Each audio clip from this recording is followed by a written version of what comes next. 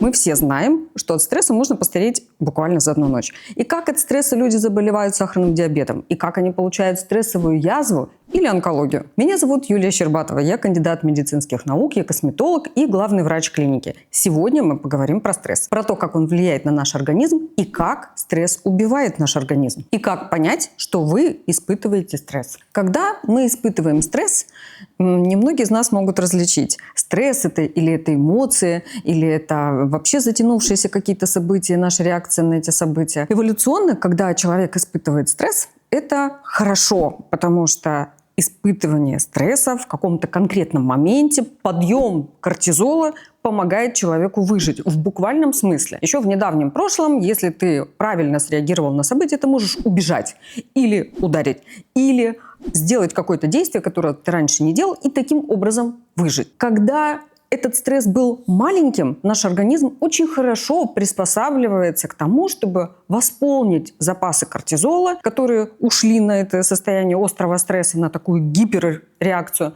и привести все обратно в норму. Когда стресс становится хроническим, то есть когда события следуют одно за одним, вы не успеваете перевести дух, вы не успеваете прийти в себя, вы не успеваете быть тем человеком, который находится вне стресса, ваш кортизол, ваши надпочечники бесконечно находятся в подъеме.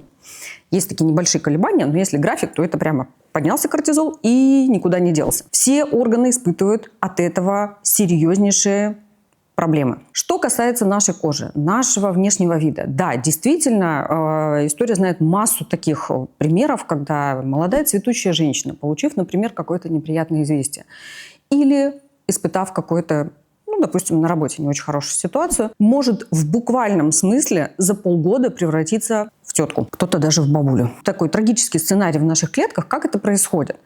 Если мы возьмем все наши гормоны, их 72 у человека в организме, современная наука выделяет, и представим, что это такая пирамида. Основание пирамиды – это кортизол. Дальше все наши 72 гормона на вершине пирамиды половые гормоны, наши самые драгоценные. Вся эта история приходит к тупиковому пути, когда организм вынужден был выживать. Он все потратил на кортизол. Когда стресс становится хроническим, почему он нас убивает? Потому что на самом деле организм не возвращается к тем самым показателям нормы, и бесконечная вот эта выработка кортизола, бесконечное состояние вот это на взводе постепенно сменяется депрессией, постепенно сменяется такой апатией, упадком. Все наши ткани и органы начинают работать в режиме выживания.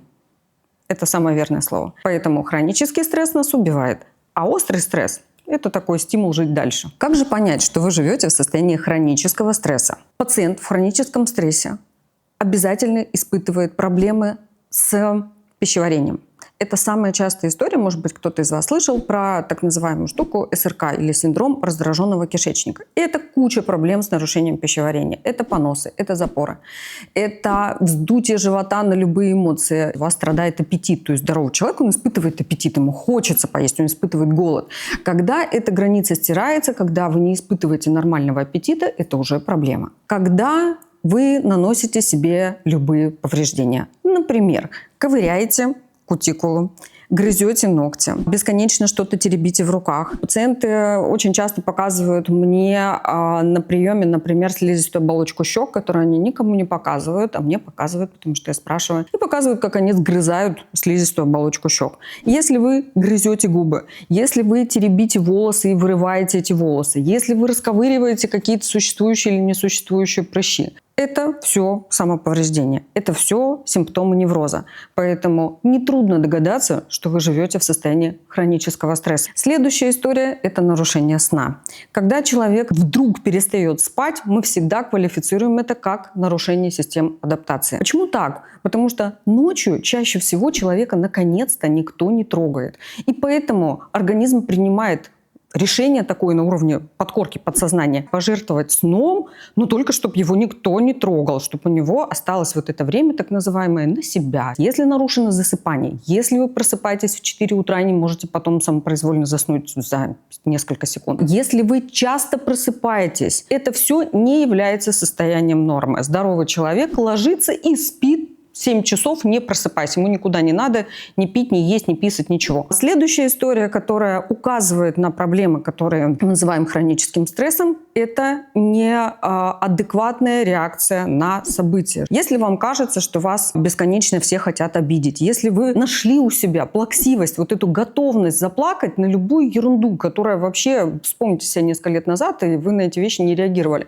Если вам кажется, что что-то происходит бесконечно в мире такое, что доводит вас до слез, это тоже состояние хронического стресса. Обратите, пожалуйста, внимание на такие признаки. И если они у вас есть, никогда не дотягивайте до катастрофы. Если вы чувствуете себя после пробуждения размазанным, усталым, уже ничего не охота делать, уже все не очень, вы не хотите включать телефон, вы испытываете негативные мысли только от той возможности, что вам придется разговаривать с людьми, ехать в общественном транспорте. Вот это и есть состояние хронического стресса. Основные проблемы, к которым приводит хронический стресс.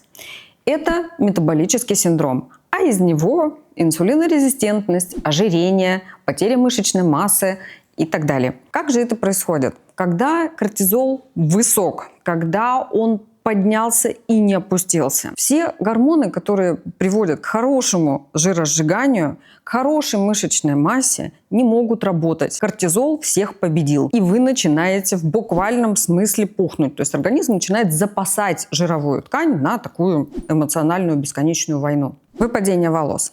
Стрессовая аллопеция – это на самом деле огромная проблема. Если волосы начинают выпадать на стрессе, остановить это выпадение буквально вот прям вот такая задачка с плюсиком для врача. Поэтому если полезли ваши волосы на стрессе, не надо ничего ждать, надо идти к врачу. Следующая проблема, которую вызывает хронический стресс – это воспалительные заболевания и язвенные заболевания желудочно-кишечного тракта. Это любые боли, которые возникают в области желудка, эпигастрия, в области кишечника, вздутие живота. Это уже проблема. Каждый из вас, кто испытывал острый или хронический стресс, мог заметить, что животик прям начинает бурлить. Следующая проблема – это инсулинорезистентные состояния и диабет, которые, да, сейчас мы больше о них знаем, развиваются на стрессе очень часто. Одно из самых неприятных проявлений хронического стресса – это снижение либидо и у мужчин, и у женщин. Это снижение выработки половых гормонов. Мы можем заметить это по отсутствию влечения полового, по отсутствию драйва, по отсутствию желания нравиться. Я сейчас очень много такого вижу, и у мужчин, и у женщин надевают на себя какую-то странную одежду и как-то странно себя ведут, то есть как будто они специально не хотят друг другу нравиться. Это тоже проявление хронического стресса, и это тоже подавление выработки половых гормонов. Когда организм либо очень давно находится в состоянии хронического стресса, еще этот стресс перемежается острым стрессом, у женщин даже пропадают менструации, а у мужчин может наступить эректильная дисфункция. Самая большая проблема и у мужчин, и у женщин совершенно разного возраста при испытывании хронического стресса – это гипертоническая болезнь и все, что связано с разрушениями, наступающими вследствие высокого давления. Мы все с вами знаем, что смертность от сердечно-сосудистых заболеваний по-прежнему занимает первое место в мире. Хронический стресс, конечно же, влияет на нашу внешность. Мужчина мы или женщина, молодые или старые, это совершенно не важно. Стресс делает человека некрасивым. Когда организм занят выживанием, в прямом смысле этого слова, ему просто не до красоты. Ему не до плотной кожи, не до ярких радужных оболочек глаза, не до красивых волос, не до плотных ногтей, не до красивой фигуры. Организму все равно, как он будет выглядеть. Биологически его задача выжить. Поэтому организм начинает запасать жир, начинает синтезировать мало коллагена, начинает страдать ваше кровообращение, начинаются проблемы с внутренними органами, и кожа начинает выглядеть тусклой. Вы видите первые складки и морщины. Женщины очень часто показывают мне свои фотографии в состоянии после острого стресса, например, когда лицо буквально начинает ухудшаться на глазах. Прямо стекают щечки вниз, появляются брыли и так далее. Мы все время говорим про женщин, а я вот вам расскажу про мужчину. Вчера у меня на приеме был молодой человек, прекрасный, показывает мне свои руки, а там просто от кожи буквально ничего не осталось. Это острая экзема, которую он получил в состоянии острого стресса. Как это произошло? Он говорит, да, после стресса я заметил там первые какие-то красные точки чесались, и все это моментально привело к тому, что у него буквально нет от кожи, ни от ногтей ничего не осталось. Сейчас я дам вам 5 советов, которые помогут вам самостоятельно бороться со стрессом. Научитесь осознавать свой стресс. Вы и ваш стресс – это разные вещи. И вместо того, чтобы срываться на окружающих или делать какие-то удивительные вещи, осознайте, что вы и ваш стресс – это абсолютно разные субстанции. Делайте дыхательные упражнения. Дыхательные упражнения – самое простое и бесплатное и супернадежное средство. Итак, дышим по принципу квадрата. 4 счета – это ваш вдох, 4 счета – пауза, 4 счета – выдох, 4 счета пауза. Бесконечно надежное средство, которое вам поможет. Покажу, как это правильно делать.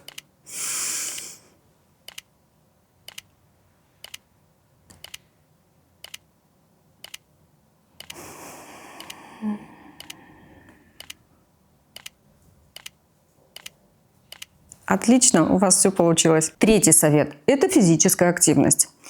Некоторые люди склонны ее недооценивать, но вы не будьте таким человеком. Помните, что всегда проще, легче, чем наломать каких-то дров, выйти, извиниться, например, если вы в обществе находитесь или если вы дома. Сделайте что угодно. Походите сколько-то шагов вокруг какого-то объекта. Поприседайте, если это удобно сделать в окружающей обстановке.